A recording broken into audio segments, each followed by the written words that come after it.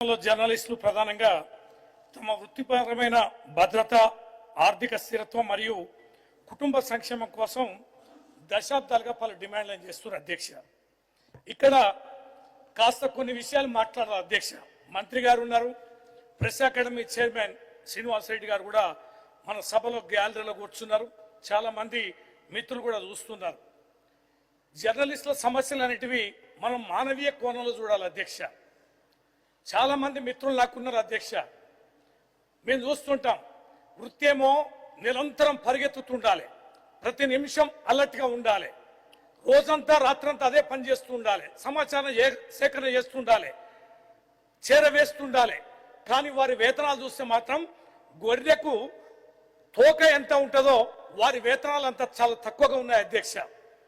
వారి కుటుంబాలు ఎట్లా పోషించుకుంటున్నారో, వారి పిల్లల్ని ఎట్లా చదువుకుంటున్నారో, ఎలా చదువులు ఆరోగ్యానికి ఖర్చు పెడుతున్నారో ఇవన్నీ చూస్తే చాలా బాధాకరం అనిపిస్తుంది అధ్యక్ష.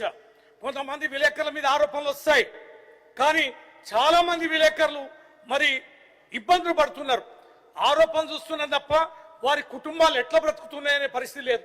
ఇలా వాళ్ళు ధర్నా చేయలేరు, గొడవ చేయలేరు, వేతనాలు పెంచమని అనలేరు, అదే వృత్తికి ఎంచుకున్నారు. వాళ్ళు పనిపించోళ్ళు అధ్యక్ష. ఈ వృత్తికి ఒకసారి అలవాటు పడితే ఇది ఒక ఊబిలో ఊరుకుపోయినట్టే ఈ ప్రొఫెషన్ ఉంటే తప్ప దీంట్లో నుంచి బయటపడరు. కానీ ఎక్కడ చిన్న ఇబ్బంది వచ్చినా కూడా పరిగెత్తే వీళ్ళకి వీరి కుటుంబ ఇబ్బందులు మాత్రం ఎవరికి చెప్పుకోలేనంత దయనీయంగా ఉన్నాయి అధ్యక్ష. అందుకనే వీరి యొక్క సమస్యలన్నిటివి సావధానంగా వినాలే, మనం పరిష్కరించాలి.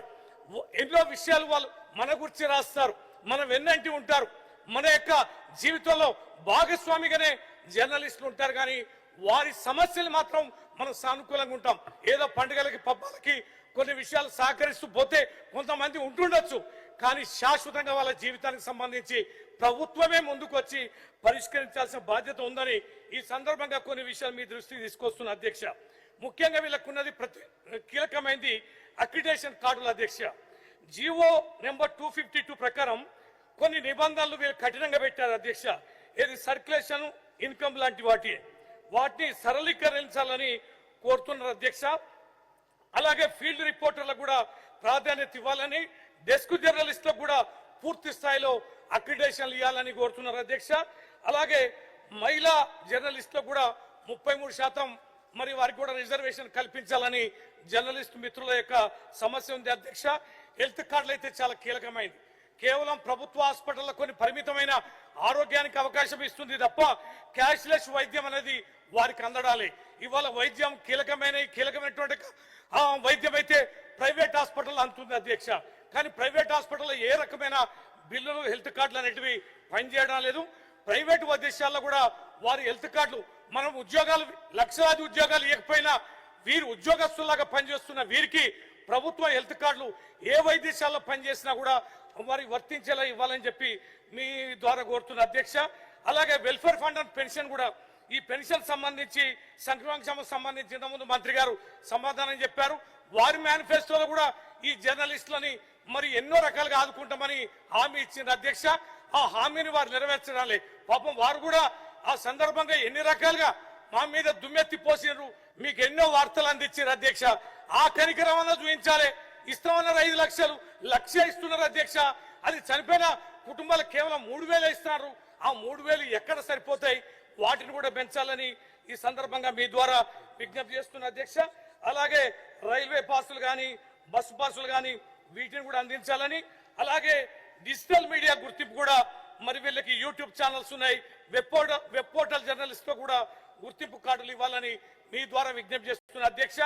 ఈ యొక్క హైకోర్టు ఆర్డర్ ప్రకారం ఏప్రిల్ 30 వరకు అక్రిడేషన్ కార్డులు ఇవ్వాలని చెప్పని ఆదేశం ఉంది. ఇంకా మిగతా వాళ్ళందరూ కూడా ఇవ్వండి, అందరినీ చేర్చండి.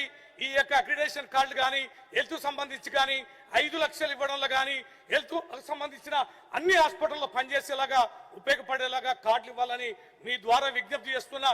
ఇది కేవలం ఒక వారి ప్రభుత్వ ఉద్యోగాలు మనం ఇవ్వలే.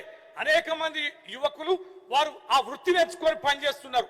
వారికి ఇతోధికంగా మనం సాయం చేస్తే, వారి కుటుంబాలు సంక్షేమంగా ఉంటే, వారు హెల్తీగా ఉంటే వార్తలు కూడా బ్రహ్మాండంగా చేస్తారు, నిత్యం అందుబాటులో ఉంటారు. మీ గురించి కూడా మంచిగా రాస్తారు అధ్యక్ష. అంటే చివరి ప్రశ్న ఇది కాబట్టి question number. చాలా కీలకమైంది కాబట్టి మీ దృష్టి చేస్తున్న అధ్యక్ష, మీకు ఇది వారు రుణపడి ఉంటారు, మీ వార్తలే రాస్తారు, మీ ప్రభుత్వం గురించి మంచిగా రాస్తారు. మరి ఈ మధ్యన మీ మీద ఆవేశానికి గురి కావడానికి కారణం కూడా ఇగో ఇవన్నీ మీరు మీ యొక్క మేనిఫెస్టోలో చెప్పి చేయనందుకు కూడా మరి అది ఉంది అధ్యక్ష. దాన్ని తగ్గించుకోవాలంటే మీరు ఆ ప్రయత్నం చేయాలి, లేకపోతే మా ప్రభుత్వం కూడా వస్తుంది. మేము ఏవైతే డిమాండ్లు మేము ముందు పెడుతున్నామో, వారి విజ్ఞప్తులు మేము ముందు పెడుతున్నామో, రాబోయే రోజుల్లో అన్నిటి కూడా నెరవేర్చే రోజు వస్తుంది అధ్యక్ష.